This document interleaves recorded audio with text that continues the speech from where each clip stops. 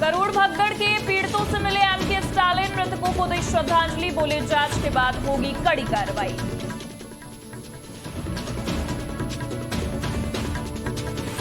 Actor विजय की rally में भगदड़, 39 मौतें, 70 से ज्यादा लोग बुरी तरह से घायल, परिजनों को सौंपे गए मृतकों के शव।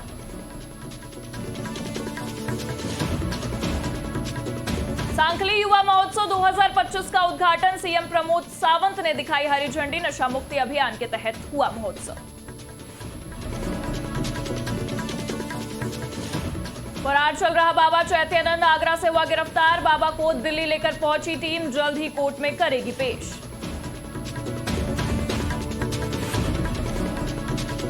यूपी में नहीं थम रहा पोस्टर वॉर, आई लव योगी के बाद आई लव अखिलेश, सपा कार्यालय के बाहर लगा poster.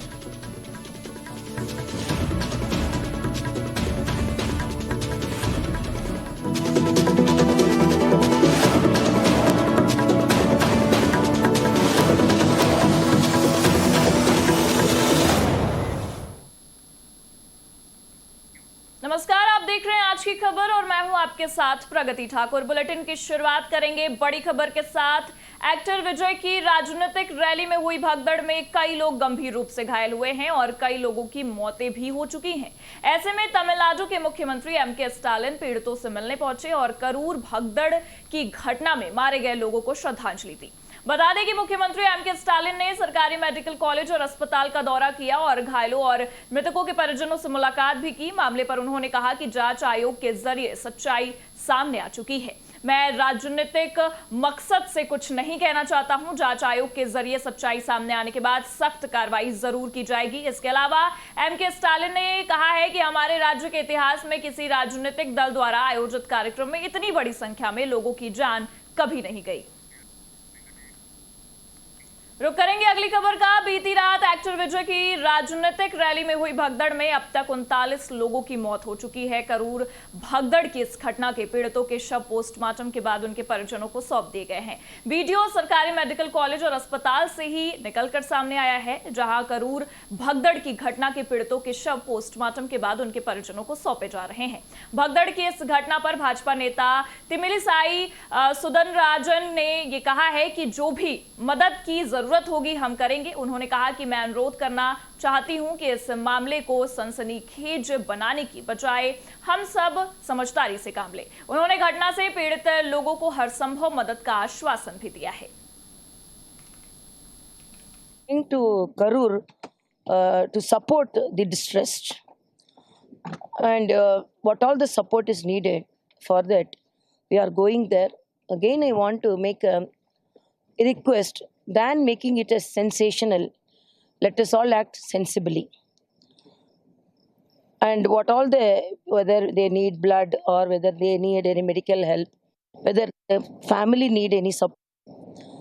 For that, we also requested our district president and the nearby districts to help them. And from Chennai early morning, I also have reached. Our state president is also reaching. And our Honorable Home Minister has called the Chief Minister and inquired about the situation and offered whatever the help could be given by the central government. And our Honorable Prime Minister has very painfully conveyed the message to the people of this country. And this type of, it's very unfortunate this happened. So in future, this should not happen. That is my appeal. And, we are all in sorrow. So what to do? What to say? We'll talk to you after once we have, let's finish this formalities first. Let's finish this formalities first. Let's do the investigation first. Okay, we'll talk to you after the investigation is completed. Okay, right? We'll have to get the preliminary investigation done. We'll tell you later. Okay, right? Okay, be patient. 39 people, no? 39, yeah, they've already told you the number, right? Okay, yeah.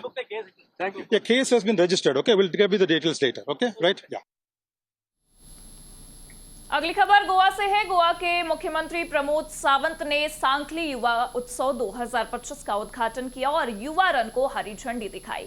इस दौरान उन्होंने कहा कि प्रधानमंत्री मोदी के नशा मुक्त भारत अभियान के तहत पूरे गोवा में युवा रन का आयोजन किया जा रहा है। इसी के तहत सांखली युवा उत्सव में युवा दौड़ का आयोजन किया गया। सीएम सावंत ने बताया कि सांकली युवा महोत्सव में 1000 से ज्यादा युवाओं ने हिस्सा लिया है। बता दें कि ये युवा महोत्सव 3 महीने तक चलेगा और इसके तहत 18 गतिविधियां आयोजित की जाएंगी। Honourable prime minister Narendra Modi ji के नशा मुक्त भारत पूरे देश भर में युवा रन हो रहा है।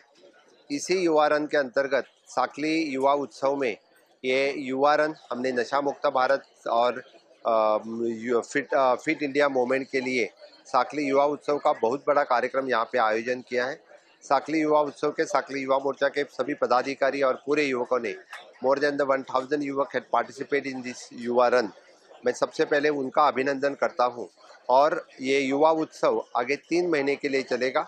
डिफरेंट 18 एक्टिविटीज़ इस युवा उत्सव में आयोजन किया है। यहाँ का एक ही मकसद है कि यहाँ का युवा फिट युवा हो और स्किल्ड युवा हो। यहाँ का युवा इसको भारत सरकार की और राज्य सरकार की सभी योजनाओं के बारे में पता लगे, इस युवा उत्सव का प्रायोजन है। और इसी के साथ बढ़ते हैं अगली खबर की ओर। लंबे समय से फरार चल रहे 17 छात्राओं की यौन उत्पीड़न के आरोपी चैत्यानंद को दिल्ली पुलिस ने आगरा से देर रात गिरफ्तार कर लिया है। जानकारी के मुताबिक ये टीमें दिल्ली के अलावा हरियाणा और उत्तर प्रदेश के विभिन्न शहरों में तलाशी अभियान चला रही थी, जिनमें उन्हें सफलता हाथ लगी है और ढोंगी बाबा को गिरफ्तार कर लिया गया है। बता दें कि साल 2009 में चैत्यानंद के खिलाफ धोखाधड़ी और छेड़छाड़ का मामला दर्ज किया गया था। बाद में 2016 में वसंत कुंज में एक महिला ने छेड़छाड़ की शिकायत दर्ज कराई थी, जिसके बाद पुलिस ने केस दर्ज किया था। इसके अलावा उस पर आर्थिक रूप से कमजोर छात्राओं से कथित तौर पर छेड़छाड़ और जालसाजी का भी आरोप है। फिलहाल चैत्यानंद को गिरफ्तार कर टीम आगरा से दिल्ली के लिए निकल चुकी है। इसके बाद उसे अदालत में भी पेश किया जाएगा।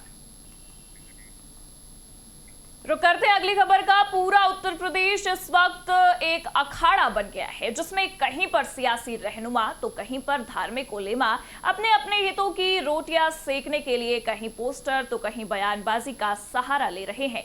ऐसे में राजधानी लखनऊ के अंदर पोस्टर वॉर में एक नया मोड़ भी आ चुका है। पहले शहर के कई प्रमुख चौराहों पर आई लव योगी आदित्यनाथ जी और आई लव बुलडोजर लिखे पोस्टर लगे दिखाई दिए और अब उनके जवाब में समाजवादी पार्टी कार्यालय के बाहर आई लव अखिलेश यादव जी के पोस्टर लगाए गए हैं। बता दें कि सूबे के अंदर पोस्टर वॉर कोई नई बात नहीं है, लेकिन इस मामले की शुरुआत जहां से हुई उसके बाद अब इसका इस तरह सियासी मोड़ लेना आगे चलकर घातक भी सिद्ध हो सकता है। आई लव मोहम्मद, फिर आई लव महादेव और अब योगी और अखिलेश। फिलहाल ये पोस्टर वॉर कहां जाकर रुकती है, ये देखने वाली बात होगी।